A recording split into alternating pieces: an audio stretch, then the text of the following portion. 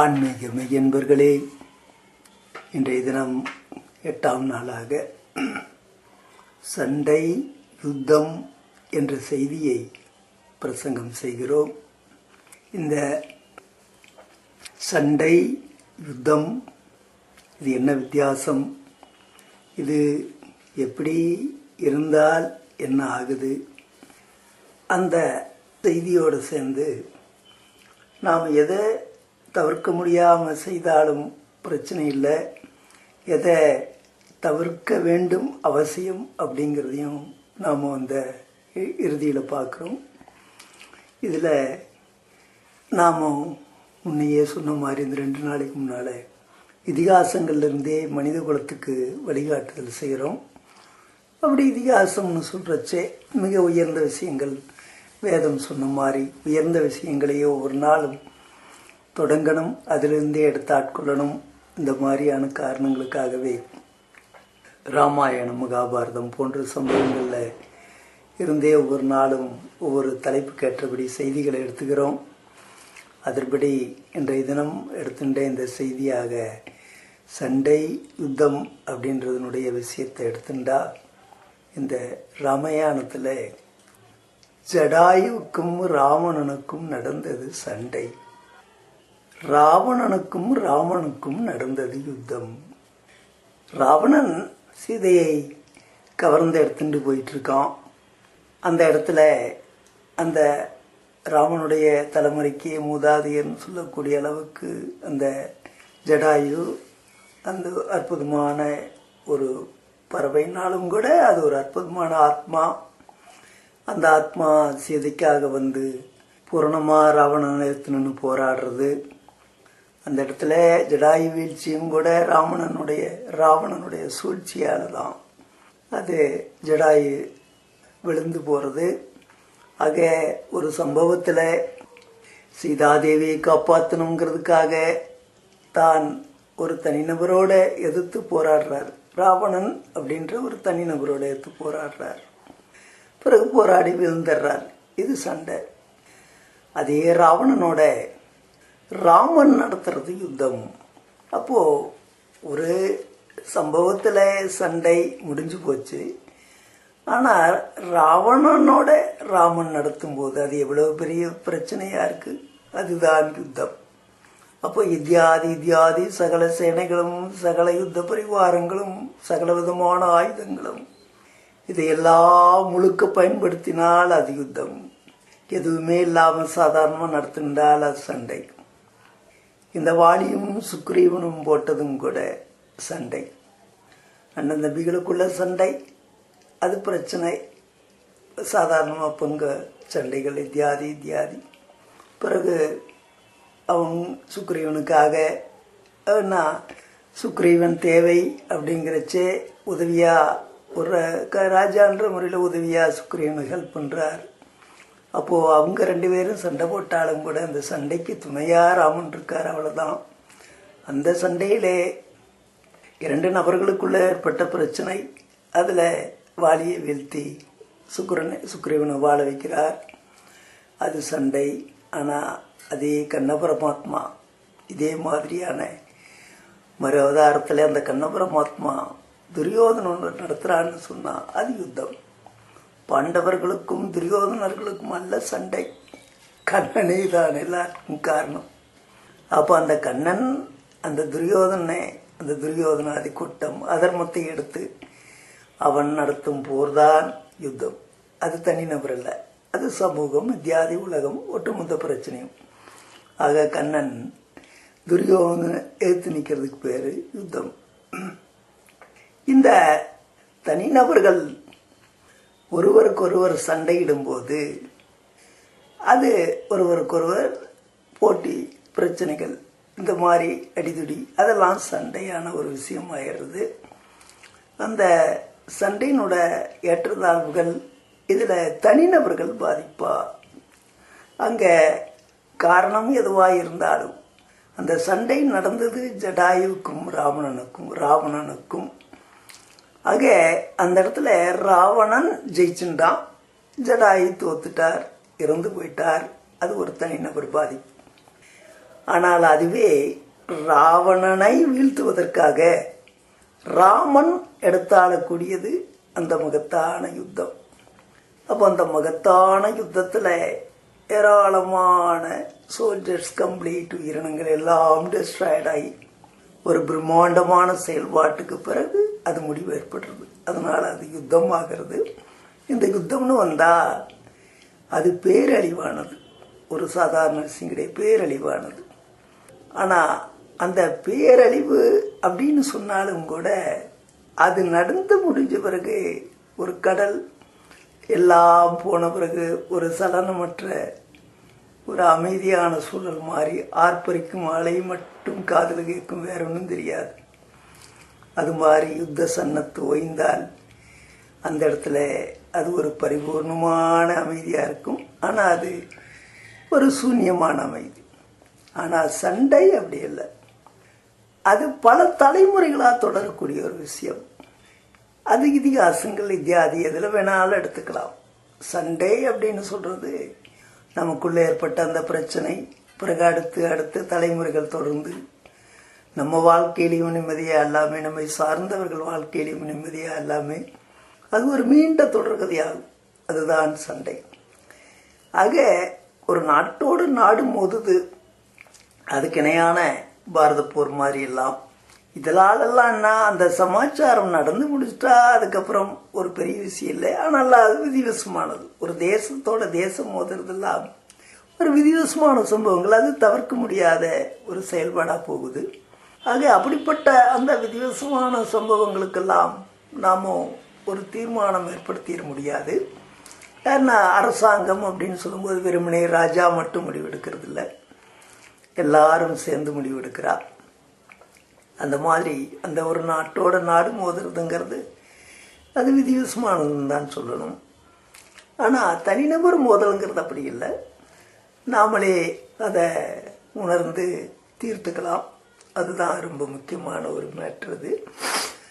அதே மாதிரி இந்த தனிநபர்கள் யுத்தம்னு வந்துட்டா இரண்டு தரப்புல இருந்து, ஒரு தரப்புல இருந்து இன்னொரு தரப்பை கம்ப்ளீட்டு டெஸ்ட்ராய்டு பண்ணுறான் இல்லையா? அங்கே ஒன்றும் மிச்ச மீதியே இல்லாத மாதிரி டெஸ்ட்ராய்டு பண்ண வந்தேன்னு ஜெயிக்கிறான். அப்படி அந்த இடத்துல உன்னுடைய எதிரி முன்னால, எதிரி நாடு, எதிரி இப்படியான ஒரு கூட்டம் முன்னால் நிற்கும் போது இந்தல்ல இருக்கிற கூட்டத்தில் இருக்கிற ஒருத்தன் செய்யல்லது சுத்தமடி இந்த மாதிரி அந்த முன்னால நோக்கி போராடிட்டு போயிட்டே இருக்கணும். ஒன்று அவனை கொண்டுட்டு முன்னால் போயிட்டே இருக்கணும், இல்லைனா இவன் தன்னை இழந்து அதோட முடிச்சுக்கணும். இதுதான் அங்கே செய்யணும், பின்னால் ஓட முடியாது. ஆக அங்கே அவனை கொல்லாம நீ பின்னால் ஓடினா அது பயங்கரமான குற்றம், அது ஏற்றுக்கொள்ள முடியாத ஒரு விஷயம், அதுக்கு பனிஷ்மெண்ட் எல்லாம் வரும். ஆக முன்னால நீ அவனை கொண்டு போயிட்டே இருக்கணும். கொல்ல முடியல நீ இருந்துட்டேன்னா விழுந்துடலாம், உடலை வீழ்த்திடலாம், ஒன்றும் பிரச்சனை கிடையாது. ஆனால் இந்த சண்டை அப்படின்னு சொன்னால் அது அப்படி இல்லை. இரண்டு தனிநபர்களுக்குள்ள, தனிநபர் அவங்க சார்ந்த குடும்பம் அத்தியாதி, சண்டைக்கு காரணம் எதுவாக இருந்தாலும் கூட அது ஒரு பெரிய விஷயம் இல்லை. காரணம் எதுவாக வேணா இருக்கட்டும். ஆனால் இந்த இரண்டு நபர்கள் வீடுகளுக்குள்ளேயோ சமூகத்துக்குள்ளேயோ சண்டைன்னு வந்துட்டா அங்கே இந்த மரணம் ஏற்பட்டா யுத்த காலத்தில் லட்சம் பேர் அழியறான், அது ஒரு பெரிய விஷயம் இல்லை. ஆனால் இந்த தனிநபர் சண்டைன்னு வர்றச்ச ஒரு கூட்டம் இன்னொரு கூட்டத்தில் யாராவது ஒருத்தனை கொண்டுட்டா கூட பிறகு அது அந்த அரசாங்கம் கேஸ் இத்தியாதி, பிறகு அது ஒரு தீராத பிரச்சனை. வாழ்க்கை பூராவும் கொன்னவன் செத்து போனவன் குடும்பமும் பாதிப்பு, அவனை சாகடிச்சவனோட குடும்பமும் பாதிப்பு, சதாகாலமும் கோர்ட்டு கலைஞ்சு அக்கப்போர் எடுத்து. ஆக இந்த விதிவசமான நாடோட நாடு மோதுறதுங்கிறது அதில் ஒரு தீர்வு ஏற்பட்டு போயிடும். ஆனால் இந்த சண்டைன்னு சொல்லக்கூடிய இதில் தீர்வே ஏற்படாது. அது பரம்பரை பகையாகும். பிறகு எங்கேயாவது திடீர்னு மூண்டுக்கும். அந்த மூண்டுன்றதெல்லாம் கிளைமாக்ஸாக கோர்ட்டில் போய் நிற்கும்.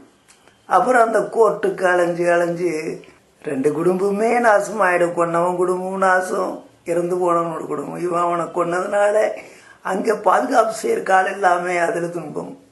இங்கே கொண்டதுனால சர்க்கார் இவனை போட்டு மாட்டிட்டான், இதனால இங்கே துன்பம். ஆக இந்த சண்டைன்றது தனிநபர்களுக்குள்ள ஏற்படுறது சரியான விஷயம் அல்ல. அப்ப யுத்தம் வந்தா அதை தவிர்க்க முடியாதது ஏத்துக்கலாம். ஆனா சண்டை நிச்சயம் இருக்கவே கூடாது. அப்படி இருந்தால் எல்லாமே அழிவு நாசம் ஏற்படும். சரி, இத சண்டைன்னு யுத்தம்னா அதுக்கு ஒரே ஃபார்முலா. மகாபாரத யுத்தத்திலிருந்து இன்னைக்கு வரைக்கும் 2 தரப்புலையும் டெக்ளரேஷன் பண்ணுவான். அப்புறம் எல்லை கோடுகள் எல்லாம் வான வேடிக்கை மாதிரி அது பாட்டுக்கு நடக்கும். பிறகு ஒரு நாள் எல்லாம் முடிவாகி போயிடும். 18 நாள் பாரத யுத்தம் மாதிரி எந்த யுத்தமா இருந்தாலும் ஒரு நாள் முடிவாகி போயிடும். இந்திரா காந்தியோட ஒரு டெக்ளரேஷன் முடிஞ்சா பிறகு ஸ்டாப்டுன்ட்டா. இது மாதிரி அது யுத்தம் முடிவாயிடும். ஆனா சண்டை பரம்பரையா வரும், அது தீரவே தீராது.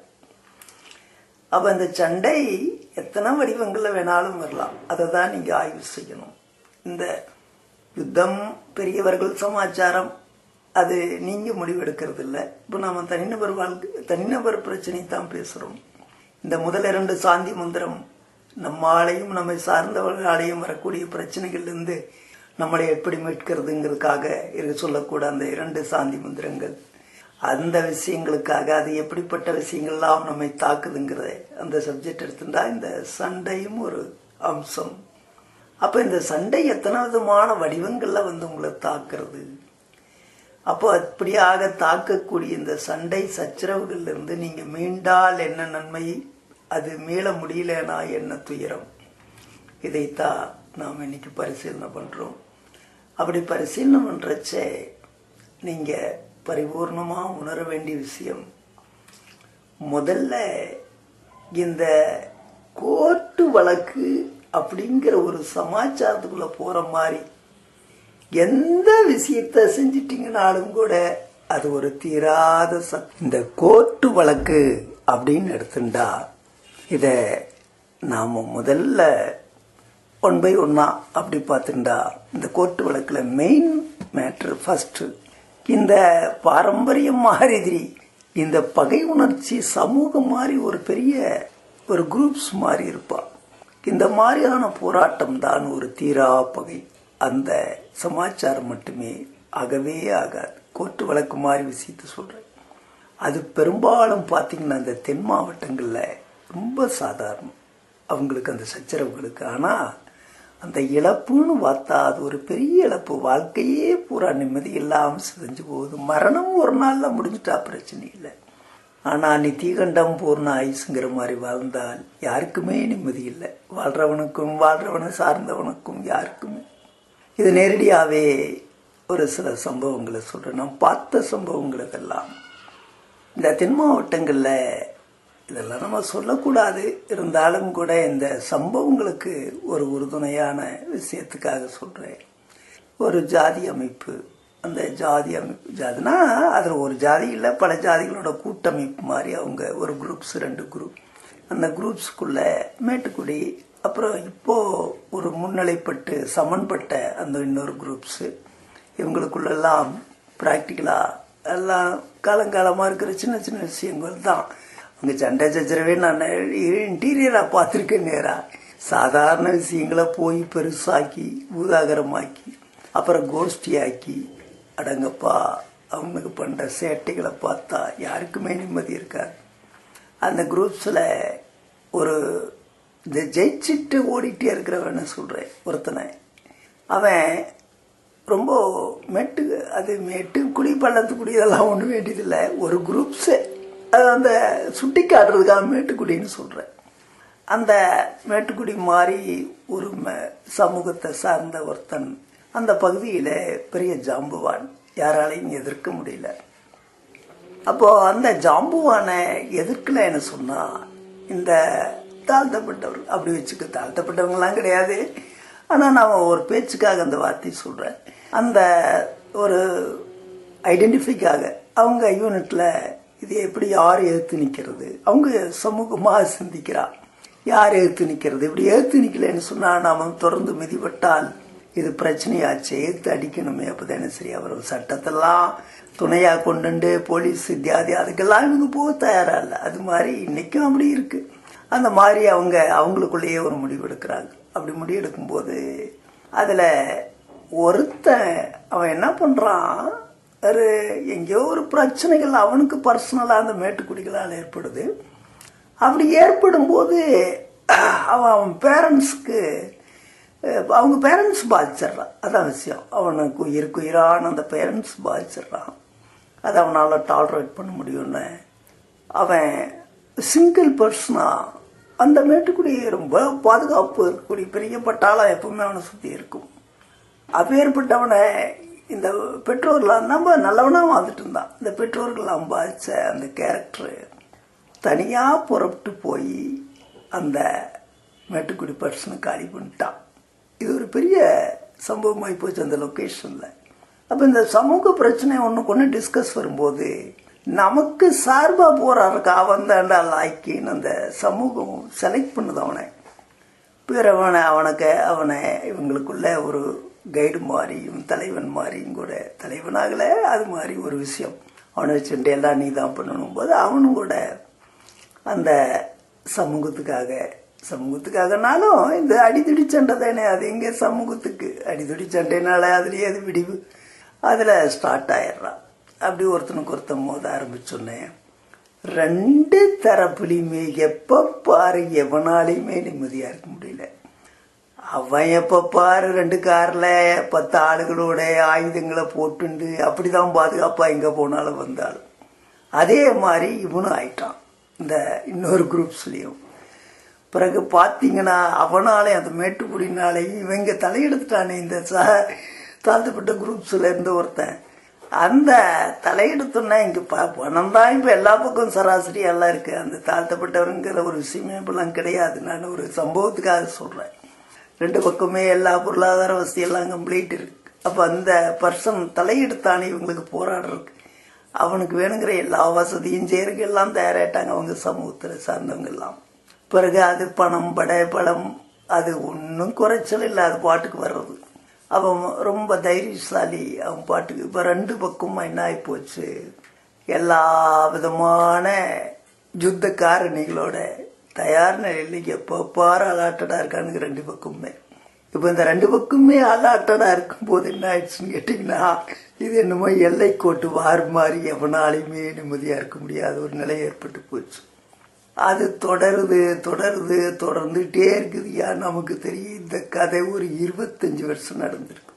கடைசியில் அது என்ன ஆகி போச்சு, இது பேரெல்லாம் சொல்லலை, எல்லாருக்கும் தெரிஞ்ச விஷயம்.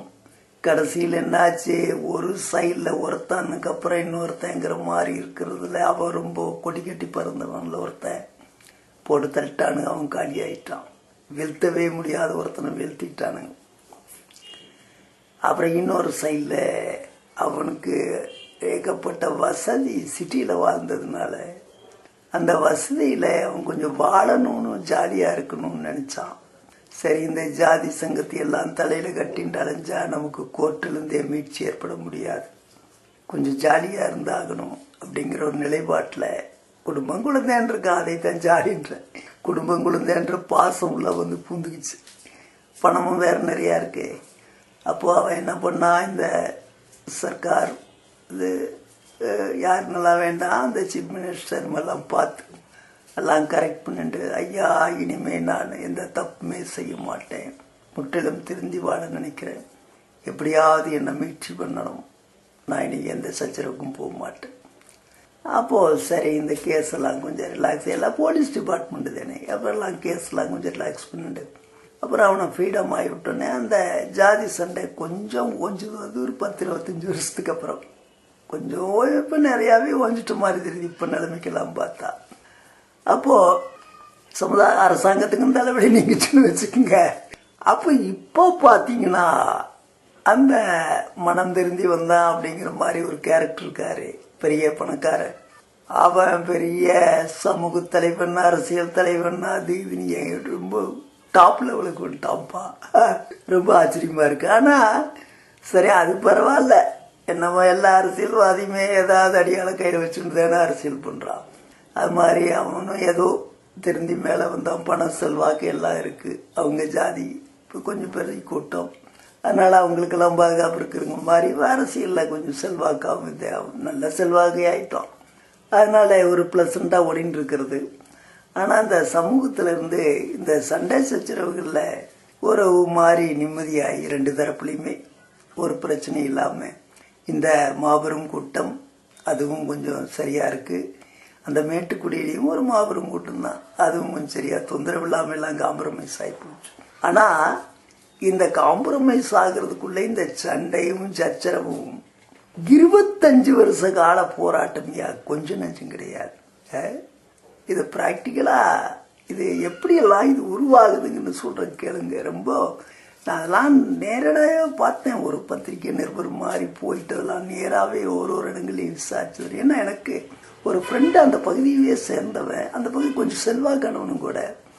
எங்கள் பகுதியெல்லாம் சுற்றி பாருங்கன்னு பெருமையாக கூட்டிகிட்டு போனான். எங்கே போனாலும் கூத்தான கூத்து, கோட்டாளையான கோட்டாளை கொஞ்சம் நஞ்சம் இல்லை, ஒரே கூத்து தான், பொம்பளை கூத்து, வேற ஒன்றும் இல்லை. நான் சுற்றி பார்க்க போனேன். ஒரு 2 காலேஜ் மேட்ரு, ஒரு பொம்பளை புள்ள ஆம்பளை புள்ள, காதல் மயக்கம். இந்த காதல் மயக்கத்தில் பிரச்சனை. இந்த காதல் மயக்கத்தில் வந்து பிரச்சனை இல்லை மேட்டுக்குடியும் இன்னொன்று. அந்த காதல் மயக்கத்தில் வந்த பிரச்சனை என்ன ஆகி போச்சு, இந்த பசங்க இந்த எந்த இப்பெல்லாம் தான் உங்களுக்கே தெரியுமே, சினிமா படம் பார்த்து பார்த்து எல்லாம் கேட்டு போய் கிடுக்கிறான். இந்த கதாநாயகனுக்கு 4 ஹெல்பர்ஸ் பூரா, கதாநாயகி கொஞ்சம் அதிகமாக சேர்த்திக்கல. இந்த கதாநாயகன் அவனை அந்த கதாநாயகி அவாகல, இவங்க தான் நாயன்ட்டான். அவளை போய் பிளாக் பண்ணுறான். எப்படியா அது நீ என்ன காதலிச்சிடணும் அப்படி போட்டு பயங்கர டார்ச்சர் பண்ணுறான். அது பாவம் ரொம்ப நல்ல பொண்ணு. உண்மையிலேயே நான் ப்ராக்டிக்கலாக பார்த்தேன். அது வீட்டில் கம்ப்ளைண்ட் பண்ணுது, எல்லாம் பண்ணுது. ஆனால் ஒன்றும் பண்ண முடியல. இந்த பசங்களாம் அப்படியான கும்பலை சேர்ந்த பசங்களாக இருக்கானுங்க. அப்புறம் அந்த சமூகத்தை சேர்ந்த பெரியவர்கிட்ட சொன்னேன். அவங்க கூப்பிட்டு அந்த பசங்கள்லாம் ரொம்ப கண்டித்து இதெல்லாம் பண்ண, அந்த பொண்ணு சம்மந்தப்பட்ட சமூகத்தை சேர்ந்தவங்கெல்லாம் கூப்பிட்டு கண்டிச்சக்க போகிறேன்னு அவனுக்கு எகிர்னானுங்களே இல்லையோ அந்த பசங்கள்லாம். ரொம்ப பெரியவங்க அந்த பெண் குழந்தைக்காக வந்து வாதாடுறாங்க. இந்த பொடியனுங்க ரெட்டவாளுங்க சினிமா படம் மாதிரி எகிர்னா அவங்களுக்கு கோபம் வருமா வராதா? இந்த மாங்காய் கதை நேற்று சொன்ன டிஃபென்ஸ் காலனி மாங்காய் கதை, அதுதான் இந்த கூத்து. அவங்க அந்த பையனை போட்டு தட்டானுங்க. அது ஒன்றும் சாகலவன், ஆனால் ஆஸ்பத்திரிக்கு போகிற மாதிரி ஆகிப்போச்சு. அது பாருங்க 12 மணி நேரம் அந்த ராத்திரி முடியறதுக்குள்ளேயே விஸ்வரூபம் எடுத்து அதை ஜாதி சண்டையாக்கி விட்டானுங்கய்யா. இது என் கண் முன்னால நான் எல்லாத்தையும் விசாரிச்சு நேராக பார்த்து இதெல்லாம் தெரிஞ்ச ஒரு விஷயம். நான் சிட்டிக்கு வர்றதுக்குள்ளேயே எல்லாரும் அனௌன்ஸ் பண்ணிட்டு சிட்டிக்கு வர்றதுக்குள்ளேயே அதை ஜாதி சண்டை ஆக்கி விட்டானுங்க. அது எப்படி வந்ததுன்னு நான் நேராகவே பார்த்த ஒரு விஷயம். தங்க ஒரு 2-3 நாள் தங்கி இருக்கும்போது அந்த விஷயம் அப்புறம் பார்த்தா பேப்பரில் அது ஜாதி சண்டையாக பிரம்மாண்டமாக எழுதுறான். அது உள்பக்கங்கள்ல. அப்போ இது எவ்வளவு மோசமாக இருக்குது பாருங்க.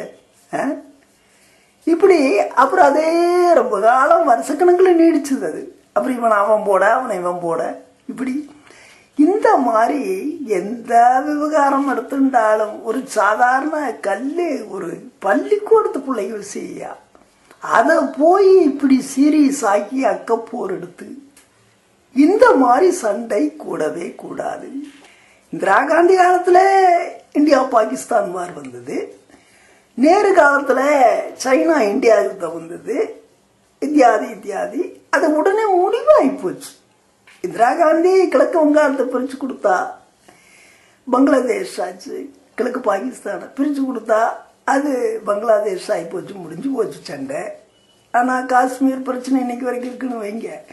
அந்த மிலிட்ரிக்கார ஜெனரல் சொன்ன மாதிரி அந்த ஆக்கிரமிப்புகளை அந்த அம்மா இந்திரா காந்தி ஸ்டாப் பண்ணாமல் யுத்தத்தை அந்த அவங்க பிடிச்சதை மீட்டெடுத்துருந்தாங்கன்னா மீட்டெடுத்துருக்க முடியும் அவங்களால. அப்போது அந்த மேஜராக தாங்க அவங்க சீஃப் ஜெனரல் மேஜர் ஜெனரலாக தான் கேட்டார், இதை விட்டுக்குமா யுத்தத்தை இப்போ நிறுத்த வேண்டாம், 3 days தொடரட்டும், ஏன்னா அவங்க பிடிச்சதெல்லாம் நம்ம மீட்லேன்னு சொன்னால் பிறகு இது ஒரு பின்னால் பெரும் தலைவலிமா, அதனால் ஒரு 3 days தொடரட்டும், அவங்க பிடிச்சதெல்லாம் நாங்கள் மீட்டுருவோம், எங்களுக்கு அந்த சக்தி இருக்குது அப்படின்னு சொன்னேன்னா, இல்லை வேண்டாம், அப்போது நமக்கு ஒரு பெரிய இழப்பு அப்படிங்கிறது ஒரு பக்கம் இருந்தாலும் அந்த பங்களாதேஷ் மேட்ரு சால்வ் ஆனோன்னு முஜிபுர் ரஹ்மானுக்காக பிறகு யுத்தத்தை இந்திரா காந்தி நிறுத்தன்னு சொல்லிட்டாங்க. ஆனால் அவங்க அந்த கலந்த ஆலோசனை பூர்ணமாக பண்ணியிருந்ததுன்னு சொன்னால் நிச்சயம் அந்த இழந்த பகுதிகளை மீட்டு கரெக்ட் பண்ணியிருந்தா இப்போ இந்த காஷ்மீர், இந்த ஆக்கிரமிப்பு காஷ்மீருங்கிறது ஒன்றும் கிடையாது, இப்போ இந்த பிரச்சனையும் கிடையாது. இப்போ இது ஒரு பரிபூர்ணமாக இருந்திருக்குன்னு வச்சுக்கோங்க. அப்படிப்பட்ட ஒரு விஷயம் அந்த அம்மா அவசரப்பட்டதனுடைய விளைவு.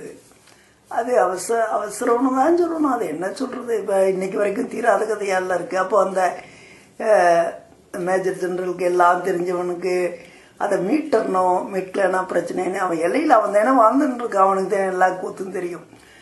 அதை அவனுடைய குரலுக்கு செவி சாய்க்க அதனுடைய விளைவு இன்னைக்கு வரைக்கும் தலைவலியாக இருக்கிறது. அது மாதிரி எப்படியோ அது ஒரு சைடு தலைவலின்னு வச்சுங்க. ஆனால் வார்னு சொன்னால் அது பாகிஸ்தான் இந்தியா வார், அதோட முடிஞ்சு போயிடுது.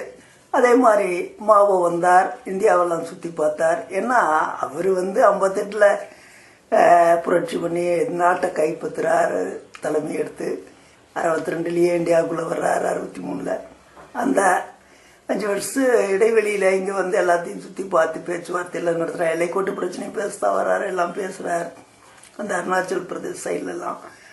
ஸோ அதெல்லாம் பேசி நேருவோடு அதெல்லாம் பண்ணோன்னே அதெல்லாம் கொஞ்சம் பேசி தீர்த்துக்கலாம், சமாதானம் பிரச்சனை அப்படி இப்படிங்கிற மாதிரிலாம் பேசி கரெக்ட் பண்ணிட்டு. ஆனால் ஒரு பிரச்சனைக்கு தீர்வு காண முடியல. நம்ம மாவு கேரக்டர் அது வேறு, அதை இப்போ பேசிட்டு இருக்க வேண்டாம்.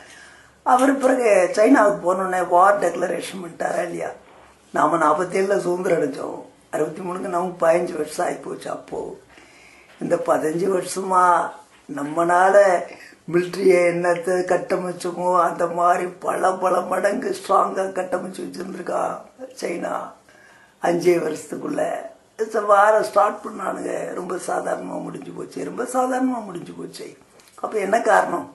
அது முடிஞ்சு போகணுங்கிறது தான் நமக்கு முக்கியம், காரணம் நமக்கு தேவையில்லை. ஆனாலும் அதை பரிசீலிக்கிறோம். நாம் ரொம்ப பலவீனமாக இருக்கிறோம், அவன் ரொம்ப பலமாக இருக்கிறான்.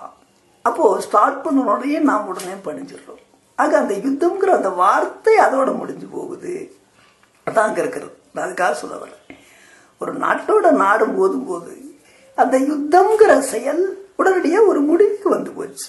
அப்போ அதில் ஒன்றும் பிரச்சனை இல்லை. இது இழப்புன்றது வேற விஷயம். இந்தியாவுக்கு இழப்பு இல்லை, இன்னொரு சைனாவுக்கு கூட இழப்பு ஏற்பட்டிருக்கலாம், யாராவது ஒருத்தர் இழப்பு, பிறகு அது சரியாக போச்சு. பூமியை வச்சுட்டு என்னத்தை அது நாடு பூராவை எல்லாமே அது கூத்து அப்படித்தான் இருக்குது.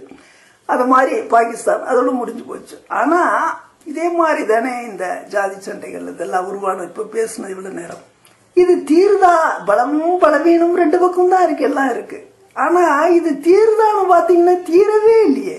25 வருஷம் போராடி அக்கப்போர் எடுத்து கடைசியில ஏதோ ஒரு மாதிரி காம்ப்ரமைஸ் ஆனதுனால தான் இப்போ அந்த சமூகங்கள் தென் மாவட்டங்களில் கொஞ்சம் நிம்மதியாக இருக்கு. அப்போ கூட இப்போ சமீபத்தில் பார்த்தீங்கன்னா ஒரு 4 வருஷத்துக்கு முன்னால் மீண்டும் RSS ஜாதி அந்த மறுபடியும் ஏதோ ஒரு வேற ட்ராக்ல அப்படி இந்த சின்ன ஈகோக்கள் அந்த சண்டைக்கு காரணத்தை சொல்றேன். இந்த சின்ன ஈகோக்கள் எங்கேயாவது அந்த நீர் பூத்த நெருப்பும் பாரு மாதிரி அதுக்கு இதயத்தில் பதிஞ்சு அது எங்கேயாவது ஒரு நாள் டக்குன்னு பத்திக்கும். அந்த மாதிரி இருக்கக்கூடிய அது சண்டை. அந்த சண்டை எந்த காலத்திலையும் இருக்கப்படாது. அதைத்தான் சொல்ல வரும். இந்த சண்டை எந்த வடிவத்தில் இருந்தாலும் கூட அது கட்டாயம் ஒரு தீர்வை ஏற்படுத்தாது. ஆக இந்த சண்டை கட்டாயம் தவிர்க்கப்பட வேண்டிய விஷயத்தை ரொம்ப அறிவுபூர்வமாக ஆய்ந்து பிறகு இந்த சண்டைங்கிற ஒரு விஷயம் நம்மை சுற்றி இல்லாமலேயே செய்யறதுக்கு பேர் தான் புத்திசாலித்தனம். 2வது இந்த குடும்பம், கணவன் மனைவி எல்லாரும் சேர்ந்து வச்சா, நடக்காத கல்யாணத்தை நடத்தி வச்சா, பெரும்பாடுபட்டு நடத்தி வச்சா, இருக்கிறதெல்லாம் கடனை வாங்கி நடத்தி வச்சா, வித்து நடத்தி வச்சா சொத்துக்களை, இப்படியெல்லாம் எத்தனையோ வடிவங்கள்ல கல்யாணங்களை நடத்துறாங்க. இப்படியெல்லாம் கல்யாணம் நடத்தி அதோட அந்த பிரச்சனை சால்வ் ஆயிடுச்சு, அப்பா நிம்மதியாக உட்காந்துடலாம். அந்த காலத்தில் அப்படிதான் இருந்தது. அப்போ நிம்மதியாக உட்காந்துடலான்னா அந்த மேட்ரு அதோட முடிஞ்சு போயிட்டா, அந்த ஏதோ வித்து செஞ்சோம், கடனை வாங்கி செஞ்சோம், ஏதோ அதை போராடி கடனை தீக்கிறோம், பொருளாதார வளர்ச்சி, அது அப்புறம் செயல்பட்டுக்கலாம், அது வேற ட்ராக். ஆனால் இப்படியெல்லாம் போராடி நடத்தி வச்சு இந்த கல்யாணத்துக்கு அப்புறம் கொஞ்ச நாள் அப்புறம் பார்த்தீங்கன்னா குடும்பத்துக்குள்ள தொடப்பும் செருப்பும் பறக்குதியா. உன்னை நான் அறிவேன், என்னை நீ அறிவாயின்னு அக்னி சாட்சியாவோ இல்லை ரிஜிஸ்டர் ஆஃபீஸ்லயோ முடிச்சு போடு கல்யாணத்தில்.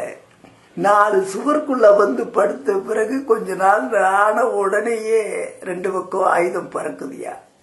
அப்போ நிம்மதியா போற ஒவ்வொரு இரவும் நிம்மதியற்ற நிலை போய் பிறகு சூரியன் உதிச்ச பிறகும் நிம்மதி போயிருதியா.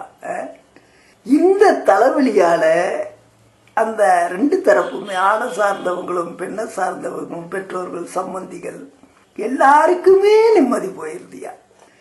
வாழ்க்கையில அந்த இருக்கிற சொத்தையெல்லாம் வச்சு ஒரு கல்யாணத்தை பண்ணி முடிச்சிடணும் அப்படின்னு இவ்வளவு இத்தியாதி போராடுன அந்த பெற்றோர்களுடைய பிரச்சனை கல்யாணத்துக்கு அப்புறம் தீர்ந்துதான்னு பார்த்தா தீரல. ஸ்டார்ட் பண்ணிட்டாயா பிரச்சனையை. அப்புறம் பார்த்தா சாதாரண பேச்சுவார்த்தை, பெரிய பேச்சுவார்த்தை, அப்புறம் 2 சம்பந்திகளும் சொந்தங்களும் எல்லாம் கலந்த பேச்சுவார்த்தை இல்லாமலே தொடர் கதை. அது நித்திகண்ட பூர்ணாயுசுங்கிற மாதிரி இந்த ஆம்பளை வீட்டுக்கு போனா நிம்மதி இல்லை, அப்புறம் ஆம்பளை வந்தான்னா அவளுக்கு நிம்மதி இல்லைங்கிற மாதிரி நிலை. இப்படி சதா காலமும் சண்டைன்னா இது எப்படி குடும்பமா? இப்படி எல்லாம் எத்தனையோ இருக்கு. நான் பிராக்டிக்கலா ஒரு 3 சொல்றேன். இப்படி இருந்தா இந்த சண்டை அவசியம் இல்லாத இந்த குடும்பம், குழந்தைகள், கணவன் மனைவி இப்படிப்பட்ட ஒரு விஷயங்களுக்குள்ள சச்சரவு இருக்கக்கூடாதுங்கிறதுக்காக அதுதான் சண்டை. அந்த சச்சரவு குடும்ப நல கோர்ட்டு இத்தியாதி எல்லாம் வந்து சேர்றது. அந்த காலத்தில் இது இல்லை, இப்ப எல்லாம் தான் இது தலையெடுத்து இருக்கிறது. நாம் இந்த காலத்துக்கு தேவை பேசுறோம். அதனால இந்த 3 குடும்பம் நம்ம கண்ணுக்கு எத்தனை இது இந்த சிமிலாரிட்டியில தான் எல்லாம் இருக்கு. அதுக்காக இந்த நான் அறிந்த 3 குடும்பங்களோட சமாச்சாரம் என்ன, நான் சன்னியாசிங்கிறனால ஏகப்பட்ட கம்ப்ளைண்ட்ஸ் எங்கிட்ட வரும். அவன் குறைய தீர்த்து வைக்க முடியா, அப்படிதான் நிறைய. அதனால நான் இதெல்லாம் தெரிஞ்சு வச்சிருக்கேன். 3 குடும்பங்களோட சமாச்சாரத்தை நான் பிராக்டிக்கலா சொல்றேன். இது அந்த குடும்பங்களுக்கு ஒரு பயனுள்ளதா இருக்கும். சண்டை இருக்கக்கூடாது குடும்பத்தில். அதுக்காக இந்த வார்த்தை. ஒரு பையன் ஒரு ஹைஸ்கூல்ல +2 இருக்கக்கூடிய பிரைவேட் ஸ்கூல்ல அவன் அஃபீஷியல் போஸ்ட், நல்ல சம்பளம் ஜாதியா இருக்கு. அவன் ஒய்ஃப் அவ்வளவா படிக்கல, ஒரே பெண் குழந்தை. அந்த குடும்பம் அப்படி வளருது. அந்த பையன் சைட்ல யாரும் இல்லை, அந்த பொண்ணு சைட்ல 3 பிரதர்ஸ் இருக்கானுங்க. அவன் எல்லாம் படிக்காத குரூப்ஸ் பூராமே. இந்த இவனுக்கு ஒரே ஒரு பெண் குழந்தை. அது கிட்டத்தட்ட ஒரு 10வது என்னமோ படிக்குது. கல்யாணத்துக்கு தயாராகல, இன்னும் இது ஹைஸ்கூலே முடிக்கல, +2 முடிக்கல. இப்போ அந்த அண்ணா ரொம்ப நல்ல பொண்ணா இருக்கு. அந்த புருஷன் முண்டாட்டிக்கு தீரா சண்டைங்கிறதுல அது கிளைமேக்ஸ் ஒரு இடத்த சொல்றான். அந்த சண்டையிலேருந்தே அதுலேருந்தே அன்னைக்கு தெரிஞ்சுக்கலாம் சண்டையினோட %% எவ்வளவு இருக்குதுன்னு சொல்லி போட்டு அதை அந்த குழந்தைக்காக 2 அட்ஜஸ்ட் பண்ணி போயிட்டு இருக்கிறதுல இந்த சர்க்கார் இது பிரைவேட் பள்ளிக்கூடத்தில் சர்வீஸ் பண்ணிட்டு இருக்கிற அந்த பையன் சம்பளத்தெல்லாம் எந்த கெட்ட வழக்கம் கிடையாது. சம்பளத்தெல்லாம் வீட்டுக்கு கொண்டு சர்வீஸ் பண்ணிடலாம். அவங்க மேட்ரு முடிஞ்சு போகுது. அந்த பிரச்சனையில என்ன ஆயிடுச்சுன்னு கேட்டீங்கன்னா, அவங்களுக்குள்ள ஏன் சண்டை காரணமே இல்லை. அது ஏன் சண்டைன்னு கேட்டீங்கன்னா, அது சாதாரண சண்டையில் பயங்கர சண்டையா இருக்குது. லைஃப் வருஷக்கணக்கில் ஓடிட்டு இருக்குது அந்த சண்டை. அந்த இந்த வேலையெல்லாம் பிடிச்சி அந்த பிகினிங் ஸ்டேஜில் அது ஒரு 15 வருஷ கதையாகி போகுது இல்லையா. அந்த பொண்ணு 10வது என்னமோ படிக்குது. இப்போ ஒரு 5 வருஷ கதையாயிருது. அந்த கல்யாண காலகட்டங்களில் ஆரம்பத்தில் ஒரு 5 வருஷம் முன்னால அவனுக்கு ஜாப்ல சேர்ந்தோடனே கொஞ்சம் நல்லா சம்பளம்லாம் வந்திருக்கு இல்லையா. அதில் என்ன பண்ணிட்டான், இந்த சகோதரிமார்கள் அந்த பையனுக்கும் கூட சகோதரிமார்கள்லாம் உண்டு. பிரச்சனையே அதில் தான் வந்தது. இந்த சகோதரிமார்களுக்கெல்லாம் ஆனால் அவங்க அப்பா சரியில்லை, அந்த பையனோட அப்பா சரியில்லை. அதனால அந்த சகோதரிமார்களுக்கெல்லாம் இவனுடைய வருமானத்தில் அதை கடனை எக்ஸ்ட்ரா ஏதோ கவர்மெண்ட் லோனு அது இது எதையோ போட்டுக்கிட்டு வெளியே கடன் வாங்கி அந்த கல்யாணங்கள்லாம் முடிச்சு விட்டா. பெண் குழந்தைகளோட சகோதரிமார்களோட கல்யாணத்தை அப்படியெல்லாம் முடிக்கும் போது கடன் சுமை தலையில ஏறிடுது இல்லையா. பிறகு இந்த கடனை எப்படா இருக்குது, ஏன்னா லோன் எல்லாம் போட்டு எடுக்கும்போது 8 வருஷம் 10 வருஷம் கூடி கட்டுவாங்க நிதானமா. அப்போ இந்த மாசம் வரக்கூடிய இந்த சம்பளம் எல்லாம் பார்த்தீங்கன்னா பெரும்பகுதி இவன் வாங்கின கடனுக்கு போயிடுது. ஒரு சட்டன் லிமிட்டு தான் அந்த ஃபேமிலி பட்ஜெட்டுக்கு அளவா தான் வருதே தவிர ஒன்றும் பெருசா மிச்சம் இல்லை. ஒரு நல்ல வீடு கூட கட்டிக்க முடியல, ஏன்னா அவங்க அப்பந்தான் சரியில்லையே. அப்போ அதனால இவன் வேலை கிடைச்சி அது ஜாயின் பண்ணாலும் அது பிகினிங்லேயே இந்த அமெரிக்கா லைஃப் மாதிரி கடனை வாங்கி சகோதரிகளுக்கு கல்யாணத்தை பண்ணி வச்சுட்டான். சரி, கல்யாணம் புதுசுல அந்த பொண்ணும் பெருசா ஒன்றும் கேட்டுக்கல. வளர என்ன ஆகி போகுது, அந்த ஒரு 15 வருஷம் அப்படிங்க வரும்போது இந்த ஒரு வீடு கட்ட முடியல, ஒரு நல்ல வாழ்க்கைன்னா அவளுக்கு இந்த பட்டுப்புடவை நகை இந்த மாதிரி செலவெல்லாம் ஒன்றும் செய்யக்கூடிய அளவுக்கு இவன் பட்ஜெட் இல்லை. வர சம்பளம் அந்த கடன் எல்லாம் மிச்சம் அதெல்லாம் பார்த்தா அந்த குடும்பத்தை கௌரவமாக நடத்தலாம், அவ்வளோதான் மிச்சம் இருக்கு. அப்போ ஒரு வீடு கூட கட்ட முடியல, ஒரு துணிமணி எல்லாம் இதெல்லாம் இல்லை அப்படியெல்லாம். அந்த பெண்களுக்கு எப்பவுமே கொஞ்சம் ஈகோ இருக்கும் இந்த மாதிரி விஷயங்கள்லாம். அப்போ அவளுக்கு அவன் அந்த 3 சகோதரர்களுக்கு ஒருத்தி தான் சகோதரி.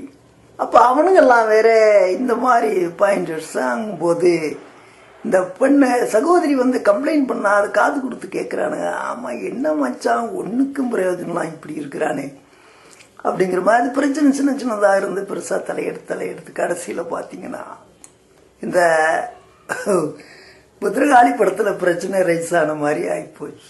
இப்போது அந்த பையனுக்கு இந்த ஸ்டாஃப் ஸ்கூலில் சர்வீஸ் பண்ணுறவனுக்கு வீட்டுக்கு போனால் எப்போ சண்டையும் சச்சரவும் வெடிக்குமோ இப்படி பயத்தில் தான் வீட்டுக்கே போகிறான். ஒரு வருஷக்கணக்கில் ஆகிப்போச்சு, நிம்மதியே இல்லாத நிலைக்கு ஆளாயிட்டான். அப்புறம் சில நேரத்தில் எங்கேயாவது போயிடுமா அப்படிலாம் கூட நிறையா யோசிச்சிருக்கான். ஆனாலும் இதெல்லாம் மீட்டு காம்ப்ரமைஸ் ஆகி போயின்னு இருக்கிறது ஒரே ஒரு காரணம், அந்த குழந்தை, அந்த 10 வயசு பொண்ணு. இந்த பொண்ணுக்காக காம்ப்ரமைஸ் பண்ணிட்டு சரி எப்படியோ போகலாம் அப்படிங்கிற மாதிரி நினைச்சுட்டு இருக்கானே தவிர, ஆனால் டார்ச்சர், பயங்கர டார்ச்சர். நான் ப்ராக்டிக்கலாக உணர்றேன். என்னப்பா அது நடந்ததெல்லாம் நான் நேரடியாகவே பார்த்ததெல்லாம் உணர்ந்தேன். அந்த பையன்தான் ரொம்ப பாதிக்கிறான், அந்த பெண்ணால் ரொம்ப டார்ச்சர். ஆனால் அவளுக்கு என்னன்னு கேட்டிங்கன்னா, இந்த கல்யாணம் பண்ணின ஆரம்ப காலகட்டங்கள்லேயே அந்த சகோதரிமார்களுக்கெல்லாம் கல்யாணத்தை பண்ணி எல்லாம் லோனை வாங்கி அக்கப்போர் எடுத்துட்டான். இப்போ சம்பளத்தில் ஒன்றும் மிச்சம் வரல, எல்லாம் அந்த லோனுக்கு அதெல்லாம் போக. அப்போ இவன் எந்த காலத்தில் வீடு கட்டி, எந்த காலத்தில் இந்த பிள்ளைகளுக்கு கல்யாணம், அவ பொண்ணு கல்யாணம் பண்ணி இப்படியெல்லாம் அவன் நினைக்க ஆரம்பிக்கும் போது வெறுப்பு, சலிப்பு, அது சண்டையாக வருவார். சரி, அது என்ன பண்றது, ஆளுக்கு ஒரு வருமானத்தை பண்ணி தீர்த்துக்கலாம். இப்படியான ஒரு உயர்ந்த சிந்தனை இல்லாமல் ரொம்ப லோஃபர் மாதிரி அக்கப்போர் சண்டை ஸ்டார்ட் ஆச்சு. அப்புறம் பார்த்தா அது வெடிக்க வருஷம் சண்டை கூடுதே தவிர குறையவே மாட்டேங்குது. நானும் எத்தனையோ விதமான ஆலோசனைகள் கொடுத்து பார்த்துட்டேன். ஆனால் அந்த பெண் சைடில் காம்ப்ரமைஸே ஆக மாட்டேங்குது. அப்போ இந்த பிரச்சனை சதாகாலமும் வெடிச்சு அக்கப்போர் ஆகுதே தவிர இதுக்கு என்ன காரணம், இந்த காரணத்தை அப்சர்வ் பண்ணி 2 பேரும் சேர்ந்து அப்போ இந்த பெண் குழந்தைக்காக நாம் இப்படியெல்லாம் நடந்துக்கணும், இது ஏற்கனவே போன தவறுக்கான பிரச்சனை, இதை இப்போ தலையில தூக்கிட்டு வச்சாலும் சரி வராது. அதனால இந்த பிரச்சனையெல்லாம் ஒதுக்கிட்டு இப்போ இருக்கிற காலத்திலையும் இனி வர காலத்திலையும் நாம் இப்படி நடந்துக்குவோம், இதுதான் சரியான தீர்வு. இப்படி முடிவெடுத்து கட்டுப்பட்டால் அது எல்லாம் சரியா. நானும் நிறைய அட்வைஸ் பண்ணேன், அதில் ஒரு 50% மேலே சரியா வந்தது, ஒரு 50% மேலே கட்டுப்பட்டு சரியா வந்தேன். அப்புறம் நானே எப்பவுமே ஒரே இடத்துல இருக்க மாட்டேன், நாடு சுத்திகிட்டே இருப்பேன் எப்போ பார்த்தாலும். அப்படி ஒரு பக்கத்தில் ஆறுதலுக்கு யாருமே இல்லாத காலங்கள் திடீர்னு எல்லாம் பஸ்ட் ஆயிடுறாங்க. அந்த சமாதானங்கிறது ஒரு நீடிச்சு நிலைக்க மாட்டேங்குது. அப்படி கடைசியில் பார்த்தீங்கன்னா இப்போது நான் அந்த பையன்கிட்ட கம்ப்ளீட் நீ பேசினாதான் பிரச்சனை வரும். அப்புறம் அவர் மாதிரி அவனை பூராமே அந்த சாமியார் மாதிரி மௌனத்துக்கு ஆட்படுத்திரும்போ அவனும் அப்படி இருக்க முடியல. அப்பப்போ ஏதோ தலையெடுத்துடுறான், மௌனமாக இருந்துட்டானாலும் அது பிரச்சனை இல்லாமல் இருக்கும். அவனும் அப்படி இருக்கிறது இல்லை, எந்த கெட்ட பழக்கமுமே இல்லை, ரொம்ப சின்சியரானவன்.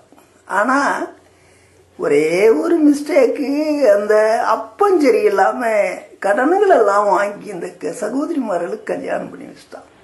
இந்த பிரச்சனை இவன் பட்ஜெட்டில் அது பாட்டுக்கு துண்டு விழுந்துருது. ஏன்னா அந்த கடனுக்கெல்லாம் போக எச்சா இருக்கிறத வச்சு மிச்சம் இருக்கிறத குடும்பம் நடத்தினா எல்லாம் ஆட்டுக்கு வாழ அளந்து வச்ச மாதிரி இருக்கு. அப்போ போராட்டம் தீர மாட்டேங்குது. பொருளாதார பிரச்சனையில் இந்த பொம்பளையால் துணைவியால் எல்லாம் பொறுத்துக்க முடியாமல் இப்போது ஓவரால் சண்டை. இந்த சண்டை தீர்க்க முடியாத ஒரு சண்டை, ஆனால் நடக்கக்கூடாத ஒரு சண்டை. அப்போ எதிலையுமே முடிவு காண முடியாத பிரச்சனைகளை எடுத்துட்டு அந்த பிரச்சனைக்காகவே சதா காலமும் நீங்க வம்பளந்து சண்டை போட்டுட்டு இருந்தால் வாழும் நாட்கள் எல்லாம் விரயம் ஆகின்னு இருக்கிறதே தவிர தீர்வு கிடைக்குதா? நீ சண்டை போட்டா ஒரு தீர்வு கிடைச்சிரும்னா பரவாயில்லையா.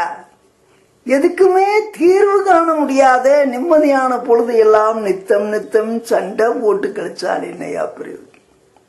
சரி, இதே மாதிரி இன்னொரு ட்ராக். அந்த பையன் அவனும் கூட பக்கா ஜென்டில்மேன், ஒன்றும் மாற்றம் இல்லை. அந்த பொண்ணு அது ஒரு டைப், அந்த இந்த அளவுக்கு இல்லை.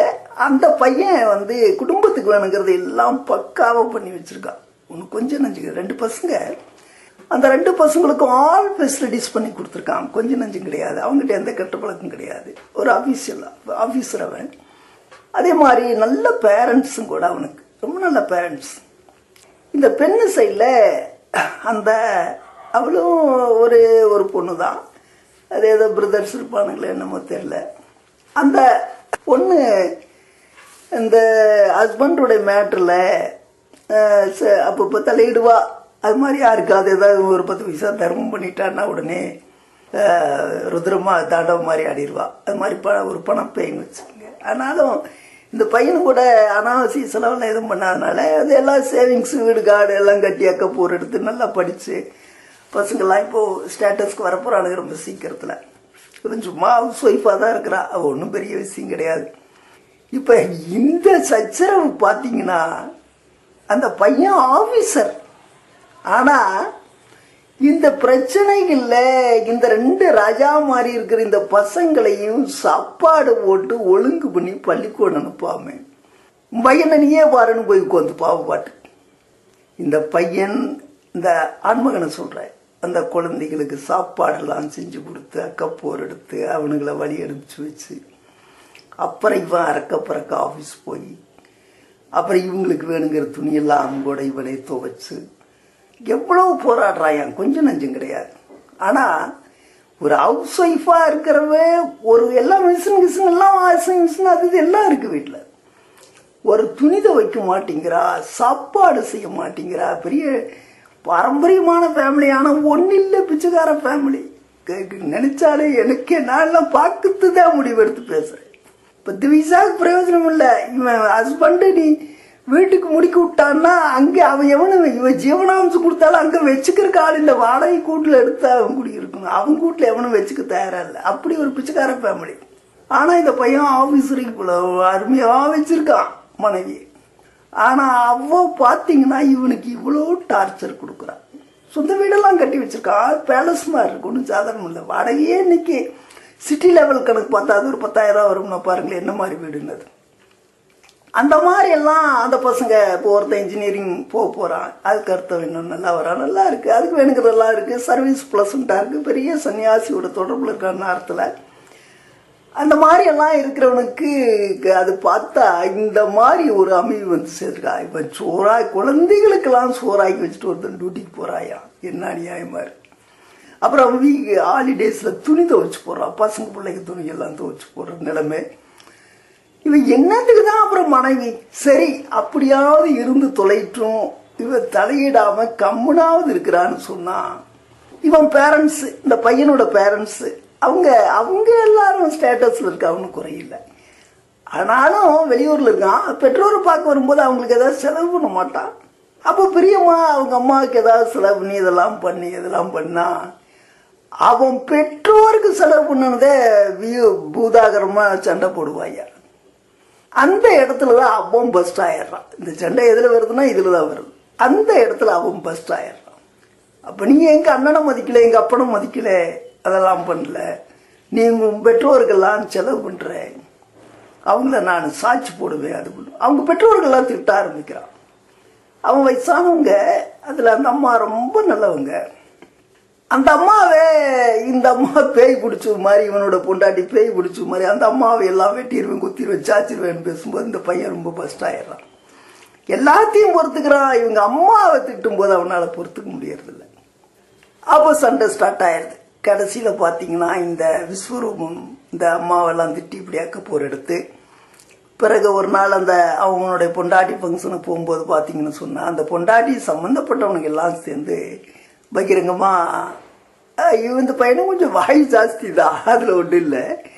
ஆனா அனாவசியமா வாயிட மாட்டான். அவன் பேசினா அதுல ஒரு நியாயம் இருக்கும்.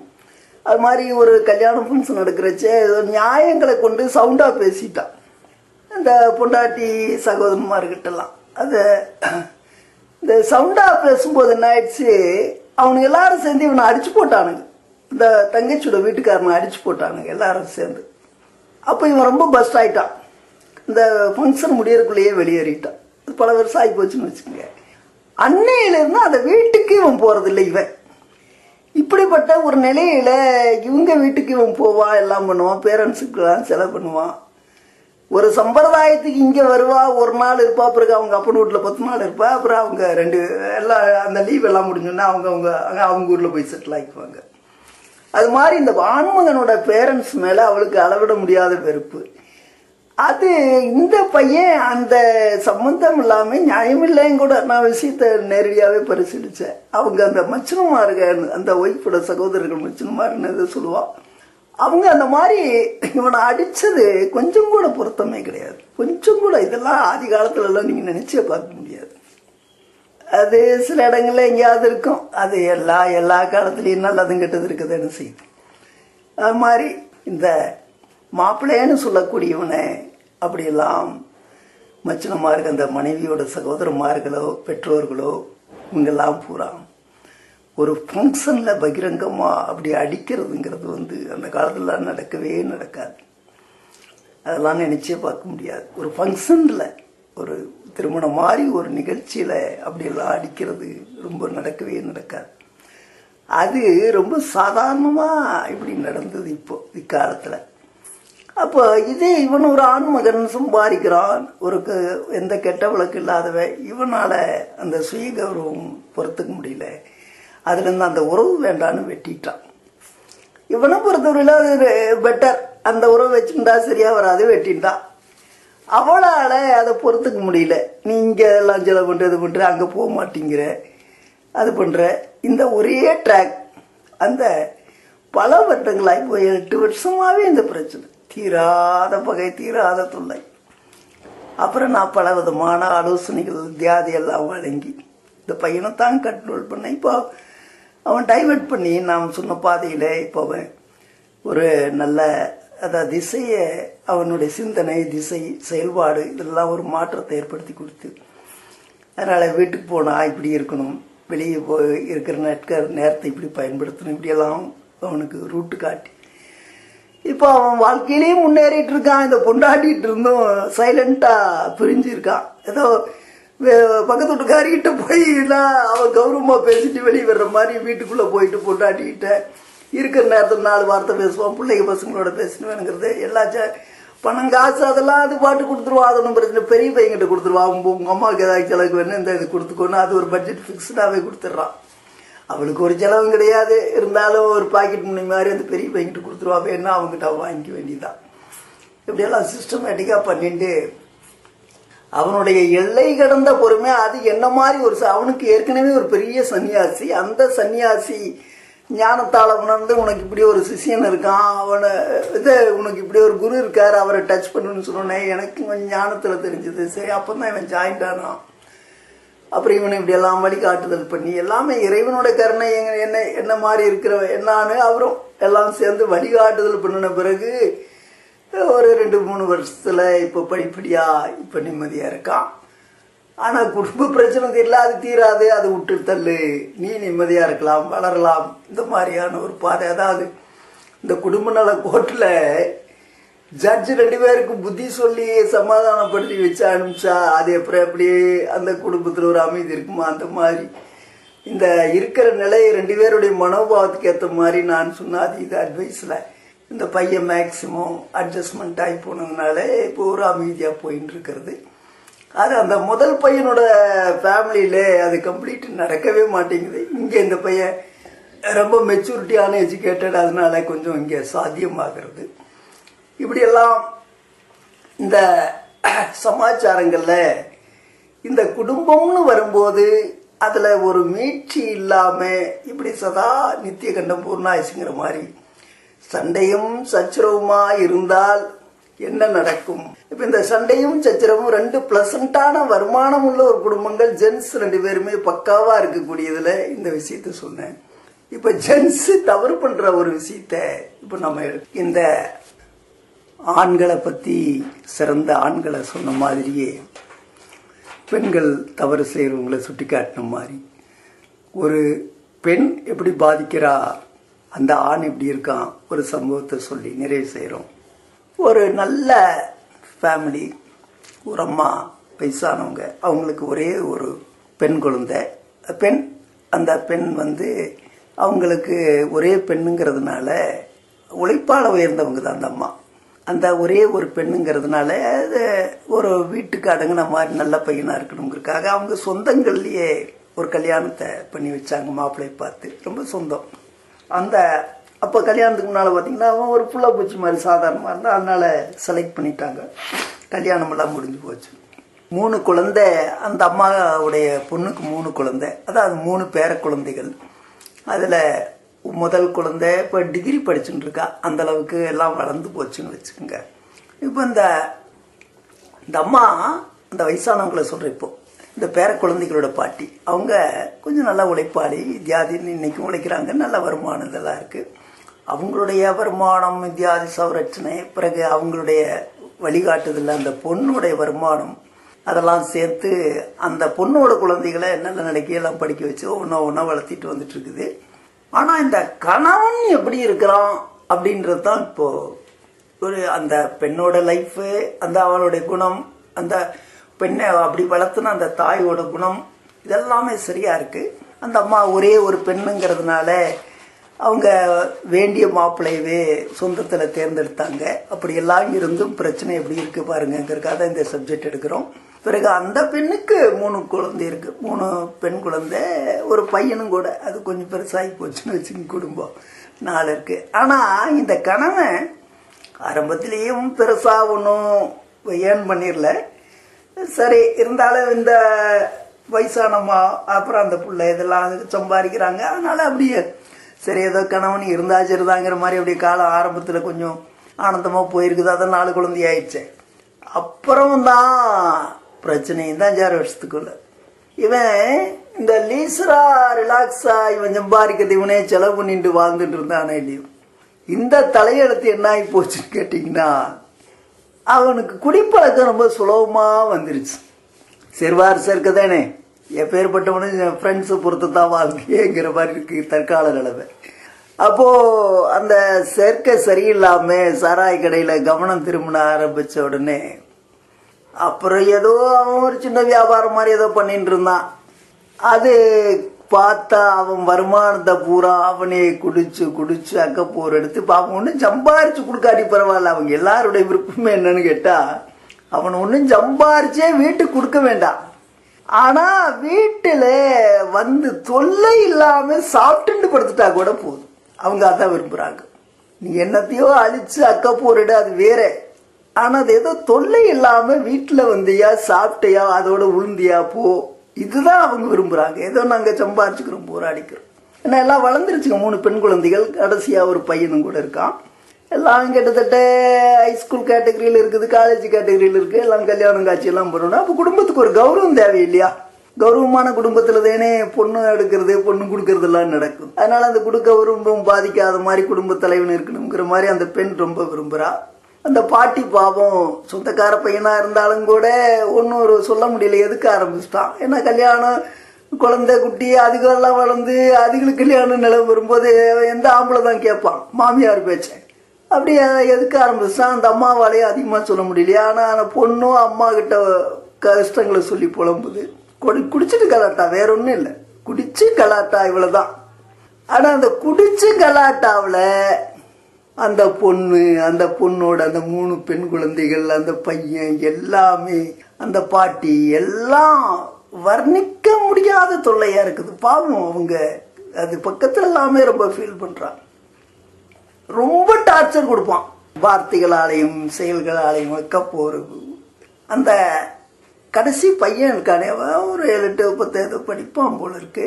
கொஞ்சம் அவன் அம்மா மேல பாசம் அதெல்லாம் இருக்கு. யாருக்குமே அப்படி இருக்குது. என்ன செய்ய, கஷ்டப்பட்டு ஒரு தாய் வளர்த்துனான். அந்த அம்மா, அந்த பொண்ணு ரொம்ப கஷ்டப்படுது.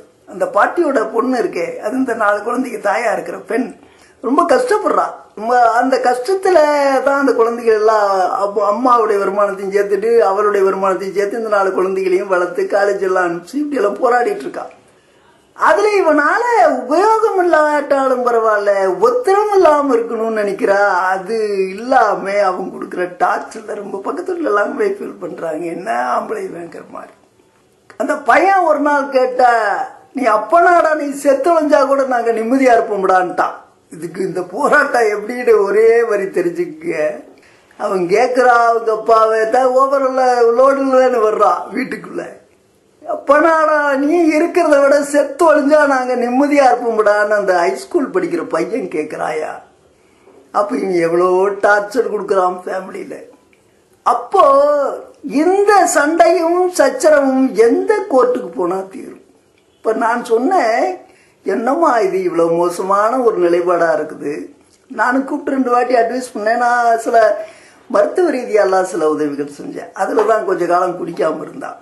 பிறகு அந்த குடிக்காம நல்லா இருக்கானேன்னு அந்த பொண்ணு சந்தோஷமா அந்த மருத்துவ ரீதியான விஷயத்தை தொடராம விட்டுருச்சு. மறுபடியும் குடிக்க ஆரம்பிச்சிட்டான். அது மாதிரி அந்த ப்ராப்ளம்ஸ் ரைஸ் ஆகி அக்கப்போர் எடுத்து யாருக்குமே நிம்மதி இல்லாம போய் கடைசியில பாத்தீங்கன்னா அவன் இருக்கிறத விட செத்து போறதே பெட்டர், அப்பதான் குடும்பத்துக்கு நிம்மதிங்கிற அளவுக்கு இந்த பசங்கள்லாம் நினைக்குதானே. அந்த அம்மா அப்படி நினைக்க முடியுமா? சரி, இதெல்லாம் சாதாரணமா இப்போ இதுக்கு முன்னால பெண் எவ்வளவு டார்ச்சர் கொடுத்தாங்கிறது சொன்னேன். அது மாதிரி இங்க இந்த ஆண் இவ்வளவு டார்ச்சர் கொடுக்குறான். சரி, இப்போ இதுக்கெல்லாம் ரிசல்ட் என்ன? டைவர்ஸ் அப்படிங்கிற மாதிரி பார்த்தா இது எத்தனைதான் அப்படி போயிட்டே இருக்கும். சரி, இப்போ இந்த டைவர்ஸ் வாங்கிட்டா மட்டுமே பிரச்சனை சால்வ் ஆயிருமானா? அப்பவும் சால்வ் ஆயிடாது. ஏன்னா இந்த குழந்தைகள்லாம் கல்யாணம் காட்சி 4 குழந்தைகள் இல்லையா, அதுக்கெல்லாம் ஒரு நல்ல ஸ்டேட்டஸ்க்கு வரணும். அதெல்லாம் இப்படி இருக்கும்போது இப்படி குடும்ப காரணத்தை எவனும் கேட்க மாட்டான். அந்த பொண்ணு வாழ வெட்டி டைவர்ஸ் வாங்கிட்டா இதேன்னு சொல்லுவான். அப்போ அந்த பொண்ணு எதுக்கு பயப்படுறான்னு கேட்டா, இந்த குழந்தைகளோட வாழ்க்கை ஸ்பாயில் ஆயிடக்கூடாது. அந்த காரணத்துக்காக இந்த ஆண்மகன் செய்யக்கூடிய இந்த கோட்டாளைய பூரா குடி, வேற ஒன்றும் கிடையாது. சாராயம் சாராயம். நான் ஒரு இடத்துல சாபமே விட்டுருக்கிறேன், இந்த சாராய கடையை கொண்டு வந்தவனும் சரி தொடர்ந்து நடத்துறவனும் சரி எவனுமே நிம்மதியா இருக்க மாட்டான்டாங்கிற மாதிரி சாபமே விட்டுருக்கேன்னு இங்க. அந்த அளவுக்கு இந்த குடியால ஒரு பெரிய அந்த ஃபேமிலியினுடைய எல்லா நிம்மதியும் போச்சு. பாவம் அந்த பொண்ணோட லைஃப். இப்படிப்பட்ட சண்டைகள் கூடாது. டெய்லி சண்டை கப்பூர் ஓவரால் ரோட்ல வருவான். அது இவன் ஏண்டா வந்தாங்கிற மாதிரி பசங்களுக்கு தினம் சண்டை கப்பூர் அடிதுடி. இந்த மாதிரி சண்டைகளால எந்த பிரயோஜனமும் கிடையாது. இந்த வாழ்க்கை பூராமே நாஸ்தி. அப்ப இந்த வாழ்க்கை வாழ்றதுக்கு எதுக்காக இது கணவன் மனைவியாகி அப்புறம் குடும்பமாகி குழந்தையாகி போராட்டமாகி இப்படிப்பட்ட சண்டைகள் அவசியம் இல்லாத ஒரு செயல்பாடு. அப்ப இந்த மாதிரி சண்டை இருந்ததுன்னு சொன்னா நிச்சயம் அது குடும்பமே அல்ல. அப்ப இந்த சண்டை வராமல் தடுக்கிறதுக்கு என்ன வழி? இந்த காரணங்களை நாம உணர்ந்து பிறகு அதை நடைமுறைப்படுத்தலைன்னு சொன்னால் இதால ஒரு பிரயோஜனம் கிடையாது. அப்போ இந்த குடிகாரனை திருத்துறதுக்கும் பிறகு இத்தியாதி இந்த குடும்பத்தினோட பிரச்சனைகள் தலையெடுக்காம சால்வ் பண்றதுக்கும் பண்டைய சாஸ்திரம் மாதிரி இந்த உற்றார் சுற்றம் துணையா இருந்ததுன்னு சொன்னா நிச்சயம் இதுக்கெல்லாம் தீர்வு கிடைக்கும். ஆனா தற்காலத்துல இந்த ஆண் பெண்ணெல்லாம் அப்படிதான் இருக்கு. இந்த பெரியோர்களுக்கு கட்டுப்படுதல் கீழ்ப்படிதல் இதெல்லாம் ஒன்றும் இருக்காது. எல்லாமே எதேச்சதிகார போக்கு மாதிரி இருக்கும். இப்படிப்பட்ட ஒரு நிலைப்பாட்டுக்கு ஆட்பட்ட அந்த குழந்தைகள் பிரச்சனைன்னு வரும்போது எதிர்கொண்டு தீர்வு காணக்கூடிய அவங்களுக்குள்ள சுய விமர்சனம், அதனுடைய செயல்பாடு, இதெல்லாம் ஒரு தீர்வு ஏற்படுத்தக்கூடிய அறிவும் பக்குவமும் கிடையாது. இந்த அறிவையும் பக்குவத்தையும் உருவாக்கி கொடுக்கக்கூடிய சுற்றுச்சூழலையும் இவங்க அவமானப்படுத்தி உதாசீனப்படுத்திடுறாங்க. அவங்களுடைய உதவியும் இவங்களுக்கு கிடைக்காம போயிருது. அப்ப இந்த மாதிரி நேரத்துல தவறு செய்யறவங்களை தட்டி கேட்கறதுக்கோ திருத்தறதுக்கோ பெரியோர்களோட துணை இல்லாமலே போயிருது. ஆக இப்படி எல்லாம் சமூகத்துல பிரச்சனைகள் சண்டையின் வடிவத்துல நிம்மதியை இழக்க வைக்கக்கூடிய இந்த சம்பவங்களை தடுத்து ஆட்கொள்ளணும்னு சொன்னா, ஒண்ணு நாம கம்ப்ளீட் அறிவுபூர்வமா இருந்து இது மாதிரியான பிரச்சனைகள் வராம தடுக்கணும். அப்படி இல்லைன்னு சொன்னா பெரியோர்களுக்கு கீழ்ப்படிஞ்சு நம்மை சுத்தி எப்பவுமே நமது உற்றார் உறவினருங்கிற 10 பேர் நமக்குள்ள இருக்கிற மாதிரி நம்முடைய வாழ்க்கை சம்பவங்கள்லயாவது ஒரு நிதான போக்கு கடைபிடிக்கணும். அப்படி இருந்தால் நம்மை சுத்தி ஒரு கூட்டம் இருக்கும்போது அந்த கூட்டம் இப்படிப்பட்ட நல்லது கெட்டதுகளுக்கு வந்து புத்தி சொல்லுவான்.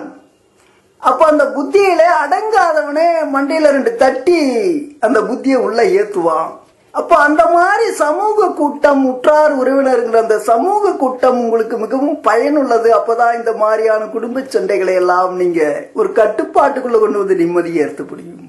அவங்களையெல்லாம் உதாசீன பத்தி தூக்கி எறிஞ்சிட்டு எடுத்ததுக்கெல்லாம் சட்டம் சம்பிரதாயம் கோர்ட்டுன்னு அலைஞ்சால் அதுக்கு வருஷக்கணக்கில் கோர்ட்டுக்கு நடந்துட்டு இருக்கலாம். ஊர் பார்த்துட்டு இருக்கும், பாக்கெட் மணி காலி ஆயின்னு இருக்கும், உற்றார் சுற்றம் எல்லாம் உன்னை விரிஞ்சு போயிட்டே இருக்கும். ஒரு நாள் 2 பேருக்குமே நிம்மதி இல்லாம போயிடும். அந்த வாழ்க்கையால பிரயோஜனம் கிடையாது.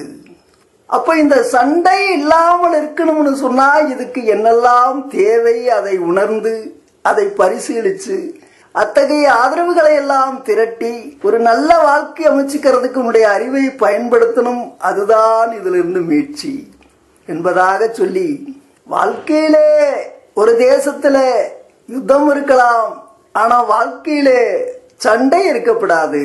சண்டை இருந்தால் அது தீராது, யுத்தம் வந்தால் அது நடந்து முடிஞ்சு போயிடும். ஆக இந்த சச்சரவில்லாத வாழ்க்கை ஒரு பரிபூர்ணமா இருக்கணும்னு சொன்னா அதற்கேற்ற அறிவை பரிபூர்ணமா பயன்படுத்துங்க. கீழ்ப்படிதலின் மூலமா உற்றார் சுற்றத்தை சேர்த்து அரவணைங்க. சச்சரவும் சண்டையும் வரும்போது அதை தடுப்பதற்காக அறிவுபூர்வமா சுற்றத்தை பயன்படுத்துங்க என்பதை சொல்லி, நிம்மதியை உருவாக்குவதற்கு சண்டை இல்லாத வாழ்க்கை தேவை என்பதை சொல்லி இன்றைய செய்தியை நிறைவு செய்கிறோம். இறைவா வணக்கம்.